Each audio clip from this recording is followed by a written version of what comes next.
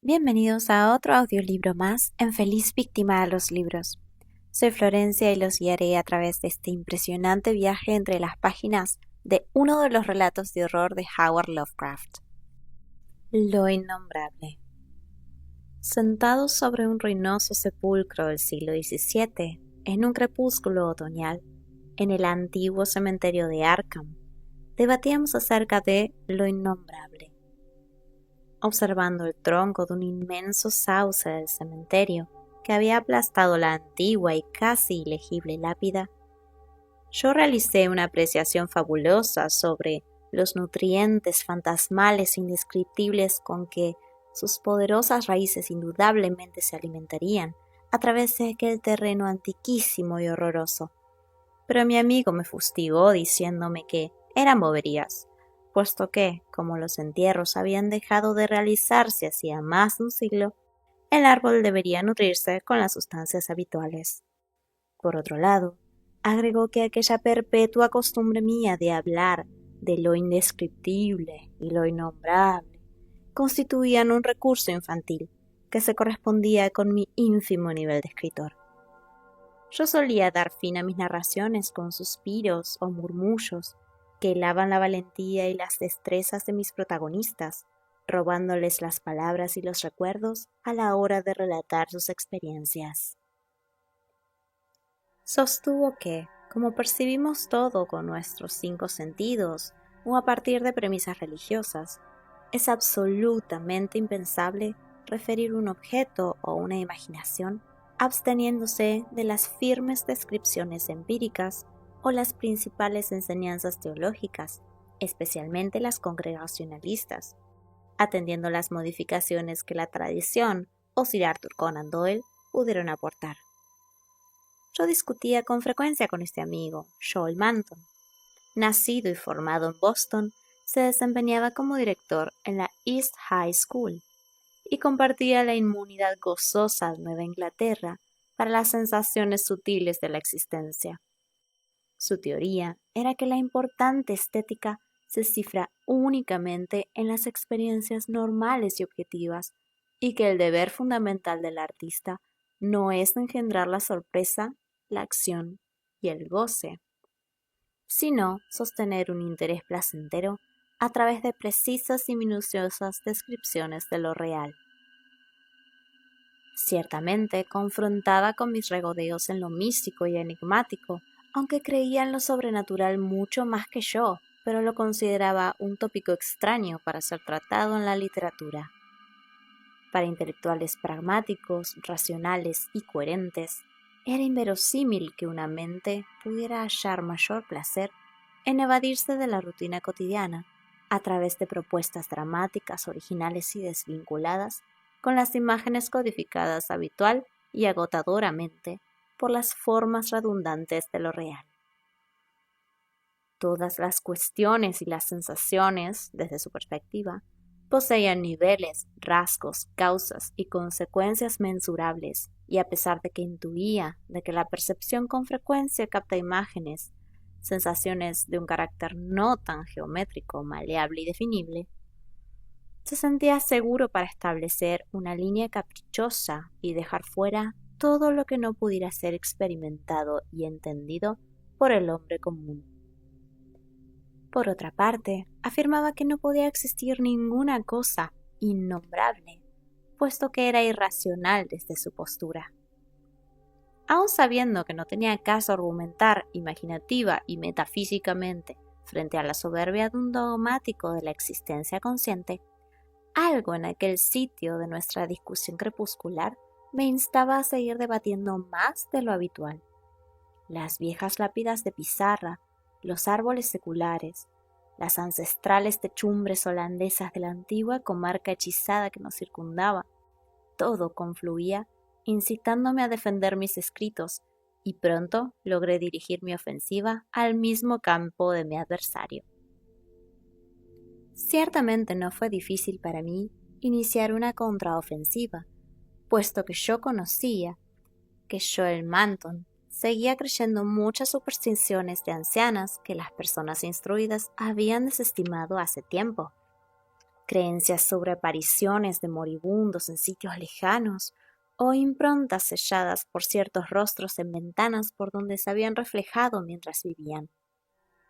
Sostuve que creer estos relatos de ancianas campesinas se correspondía con creer que existen en la tierra ánimas fantasmales que se desprenden de los seres como duplicados inmateriales.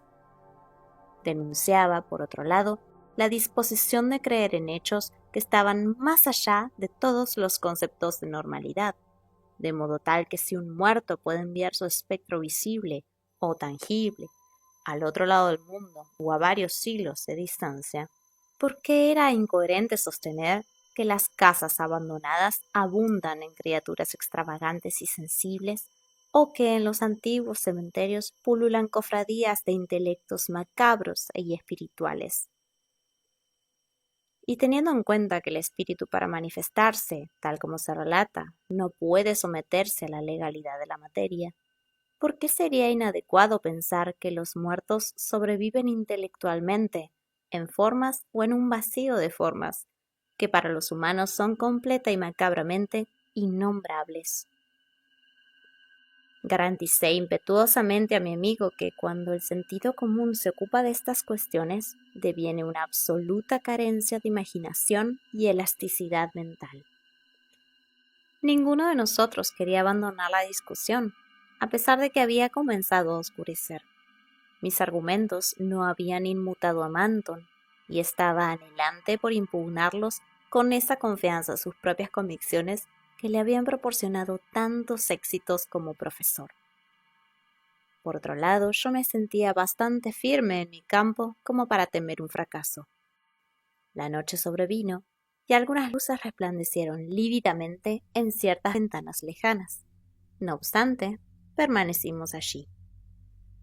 Nuestra silla, una tumba, era muy confortable, y yo estaba seguro de que a mi incrédulo amigo no lo perturbaba la antigua hendidura que se abría detrás de nosotros en la vieja lápida, empujada por las raíces, ni la absoluta lobreguez que producía la casona del siglo XVII abandonada y en ruinas que mediaba entre nosotros y la calle con faroles.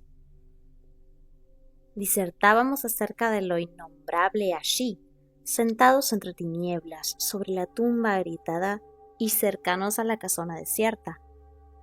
Y cuando mi amigo dejó de hablarme con sorna, le referí que existía una evidencia macabra detrás de una de mis narraciones, de la que él se había reído con más ímpetu.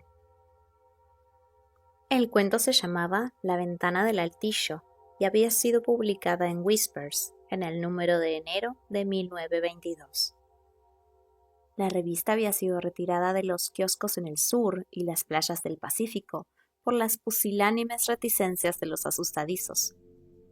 Sin embargo, en Nueva Inglaterra no causó ningún efecto, y los lectores acogieron indiferentemente mis extrañezas. Pensaron que era inconcebible que alguien se atemorizase por aquella criatura biológicamente irreal. Se trataba solamente de otra superstición, de otra mitología que Cotton Mather había hecho lo bastante verosímil para incluirla en su desorganizada Magnalia Christi americana, y su inverificabilidad era tal que ni siquiera había osado indicar el nombre de la localidad donde había tenido lugar la desgracia. Y respecto de la prolongación que se había hecho sobre la ínfima anotación del viejo místico, era absolutamente irreal y propia de un literatucho fabulador insensato. Mather había escrito que una criatura de aquellas características había sido engendrada, pero nadie, excepto un charlatán, podía afirmar que había crecido y se hubiese asomado a las ventanas por las noches y viviera oculta su materia y su espíritu en el altillo de una casona, hasta que finalmente alguien lo descubrió siglos después en la ventana, aunque no fue capaz de describir lo que encaneció sus cabellos. Todo aquello era solo una vulgaridad desvergonzada, algo que continuamente también repetía mi amigo Manton. Le comenté entonces lo que había descubierto en un viejo diario escrito entre 1706 y 1723, hallado entre los papeles de mi familia que se encontraba a menos de 1 milla de donde estábamos sentados. Le hablé de aquello y de la autenticidad irrebatible de las heridas indelebles que mi ancestro tenía en el pecho y en la espalda y que describía en aquel diario. Le conté los miedos que acechaban a los aldeanos del lugar y acerca de las historias seculares que murmuraban de generación en generación, y también sobre la realidad de la demencia de un niño que en 1793 entró en una casa deshabitada para investigar unos rastros que existían allí, según comentarios. Indudablemente, se trataba de una criatura inverosímil. No es raro que los historiadores tiemblen al estudiar el período puritano de Massachusetts.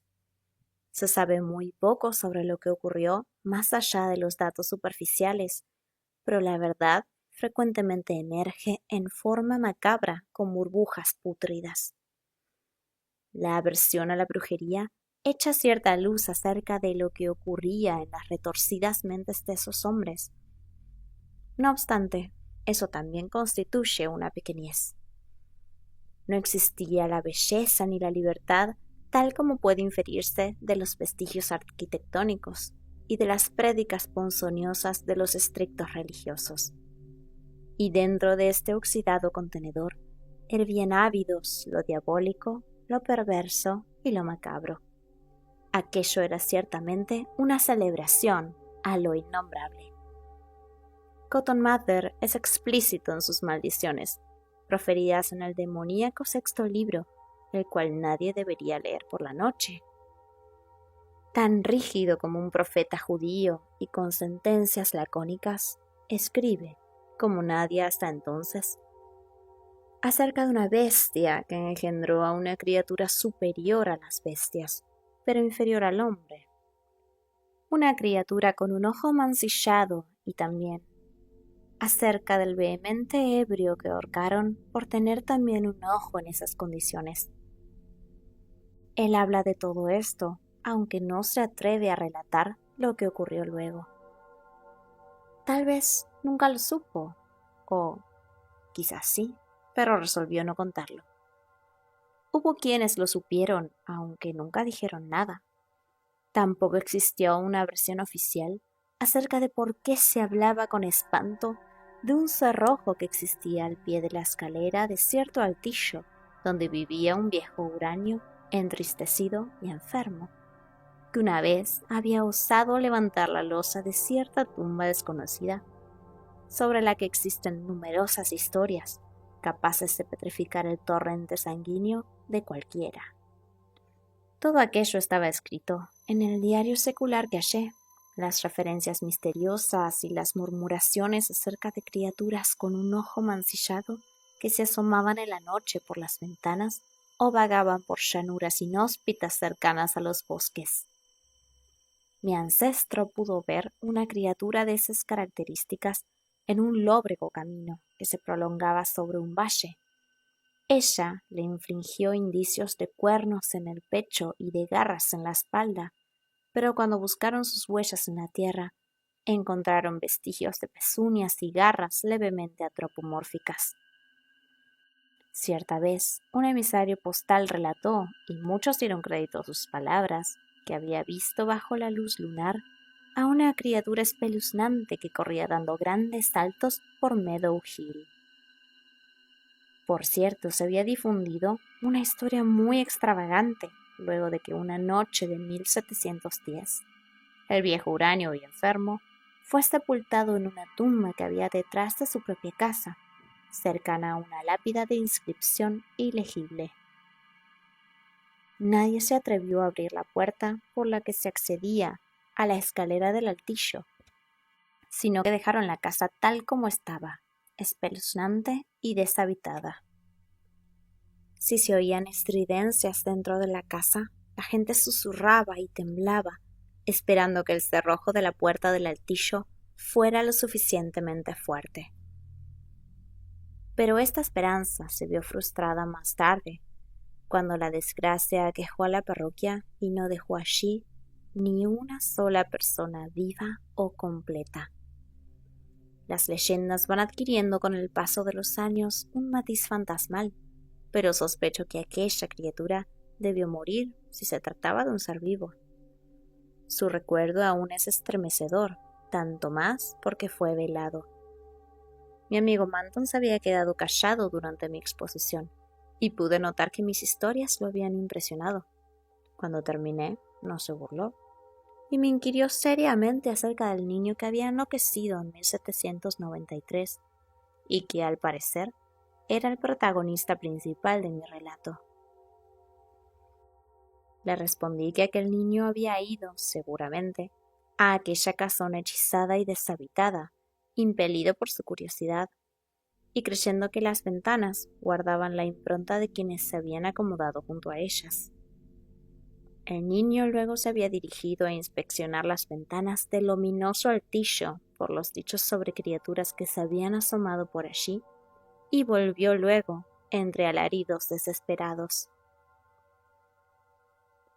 Cuando mi respuesta acabó, Manton estaba reflexivo, pero paulatinamente recuperó su postura analítica. Aceptó que, tal vez, hubiera existido una monstruosidad macabra, pero enfatizó que ni aun la morbosidad más absurda debe ser innombrable o imposible de mensurar científicamente. Me sentí conmovido por su lucidez y perseverancia, pero agregué nuevos datos que había recopilado entre la gente anciana. Se trataba, según le especifiqué, de historias legendarias fantasmales sobre espantosas apariciones, más horrendas que todas las deformidades orgánicas posibles. Apariciones de bestias inmensas, visibles o únicamente tangibles, que pululaban en las noches sin luna alrededor de la vieja casona por la tumba que hay detrás, donde junto a la lápida casi ilegible había crecido un árbol. Aquellas apariciones, más allá de que fuera verdadero que habían destrozado personas con cuernos o por asfixia, tal como describían ciertas tradiciones, habían ocasionado una horrenda sensación y todavía eran temidas por los ancianos del lugar, a pesar de que los jóvenes las habían desestimado. Quizás se disolverían si nadie pensaba más en ellas. Estéticamente, por otra parte, si las energías psicológicas de los seres humanos se proyectaban en grotescas caricaturas, ¿qué correlato real podía proyectar una viscosidad infame y deforme, como ese monstruo de espeluznante perversión, aquella afrenta perversa de la naturaleza? Si había sido engendrado por una mente de pesadillas híbridas, ¿no se constituiría ese horror nefasto de asquerosa realidad en lo profundo y pavorosamente innombrable? Indudablemente se había hecho demasiado tarde. Un murciélago extremadamente cauto me rozó en su aleteo, y sospecho que también a Manton, puesto que, aunque no podía verlo, noté que levantaba un brazo. Poco después me preguntó: ¿todavía existe y está desierta la casa de la ventana del altillo? Sí, respondí, yo mismo la vi. ¿Y hallaste alguna cosa en el altillo o en algún otro rincón? Solo unos huesos debajo del alero. Tal vez fue eso lo que vio el niño. Quizás, si era demasiado impresionable, no fue preciso ver nada en los vidrios para enloquecer. Si los huesos eran de aquella criatura, debió ser un monstruo frenético y perturbador. Como me pareció que era una herejía dejar esos huesos a la intemperie, los puse en una bolsa y los enterré en la tumba que hay detrás de la casona. Tenía una hendidura a través de la cual pude ponerlos en su interior. Ojalá hubieras visto el cráneo.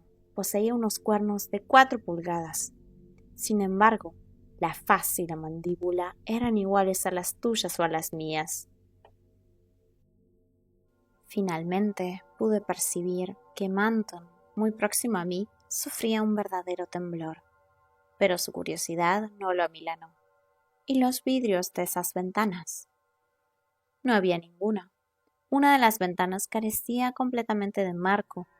En las otras no pude hallar restos vidriosos dentro de sus oquedades romboidales. Se trataba de aquel tipo de ventanas de celosía que se dejaron de usar antes de 1700. Sospecho que habrán estado más de un siglo sin vidrios. Tal vez las rompió el niño si se acercó hasta ellas, pero la leyenda no lo cuenta. Manton reflexionaba. Quisiera ver la casona, Carter. ¿Dónde se encuentra? Tenga vidrios o no, quisiera darle un vistazo. Y también a la tumba donde colocaste los huesos y la lápida ilegible. Todo eso debe ser realmente ominoso. Lo estuviste viendo, hasta que oscureció. Poseído de un nerviosismo superior a mis expectativas, mi amigo se alejó de mí desesperado y profirió un alarido, con una suerte de desahogo que lo distendió, luego de este simple e inocente efecto teatral. Su alarido fue sorprendente, principalmente porque fue respondido, porque todavía se oía su eco, cuando escuché un chirrido en las tinieblas y comprendí que se estaba abriendo una ventana de celosía en aquella temible casona que teníamos cerca. Y como todos los demás marcos desaparecieron, supe que se trataba del temible marco de la ventana diabólica del altillo. Después percibimos una brisa pútrida y helada que provenía de la misma temible dirección, a la que siguió otro grito aterrador proferido a mi lado, y que emanaba de la tumba agrietada donde yacía una bestia y un hombre. Inmediatamente después fui empujado del tétrico asiento en que me hallaba por una fuerza fesánica de una criatura imperceptible, pero de inmenso tamaño, aunque de carácter indefinible. Todo mi cuerpo se derrumbó sobre la tierra mohosa y atiborrada de raigambres de aquel nefasto cementerio, mientras de la tumba emergía un nervioso rugido y un aleteo, incitando mi imaginación a poblar las tinieblas con huestes de criaturas deformes, similares a los condenados de Milton. Sobrevino un torbellino de viento helado y destructor, y luego un trepidar de piedras y ladrillos quebrándose. No obstante, me desmayé antes de comprender qué estaba ocurriendo. Manton es más petizo que yo, pero más fuerte, porque los dos recobramos casi simultáneamente el conocimiento, aunque sus heridas eran más importantes que las mías. Nuestros lechos estaban alineados, y pronto supimos que estábamos en el hospital de Saint Mary. Las enfermeras nos circundaban y, acuciosas por despertar nuestra memoria, nos relataban el modo en que habíamos llegado a aquel lugar. Pronto supimos que un campesino nos había encontrado al mediodía en una llanura inhóspita, más allá de Meadow Hill, a una milla del antiguo cementerio, en un sitio donde se contaba que había existido un matadero en otra época. Manton tenía 2 cicatrices en el pecho y algunas escoriaciones y rasguños más leves en la espalda. Yo no tenía heridas profundas, pero todo mi cuerpo estaba lleno de golpes y lesiones extravagantes, y hasta tenía una marca de pezuña.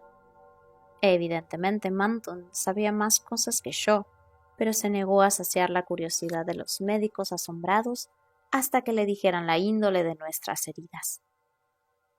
Recién entonces dijo que habíamos sido víctimas de un toro enfurecido, aunque tuvo dificultades para describir e identificar al animal.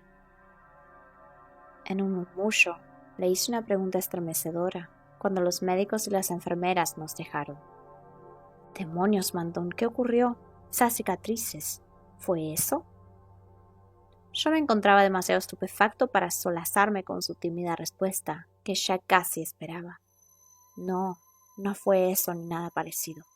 Era omnipresente, algo viscoso y amorfo, pero tenía formas, multitud de formas inenarrables que no es posible de recordar. Tenía ojos, uno mancillado. Era el vacío, el maelstrom, la aberración suprema. Oh, Carter, era lo innombrable. Si quieres seguir viendo este tipo de audiolibros en YouTube, apóyame con un me gusta y suscríbete, que me ayudaría muchísimo. Seguinos también en Instagram, donde subimos contenido diario relacionado, sorteos y libros recomendados. Si te ha gustado y no puedes esperar a escuchar otros audiolibros, Aprieta la campanita, así YouTube te avisa cuando subo los próximos videos. Y me despido de ustedes, buscadores de buenas historias. Hasta la próxima.